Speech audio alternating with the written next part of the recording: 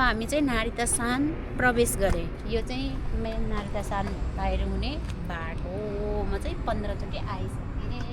अनि यो देखाउने यो मूर्ति, यो जापानको यो मूर्ति। अनि यो भयो यो च्यान्डारालाई के भन्छ? च्यान्डारा हो, यो च्यान्डारा होला नि त। यो पछाडिको गेट हो भन्नु, यो मेन गेट होइन।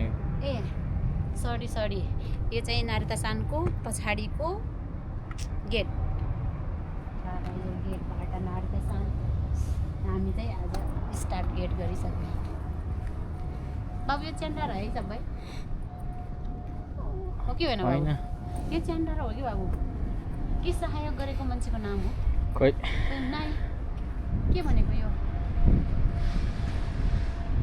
ए थाहा नभएको विषयमा नबोलौँ म।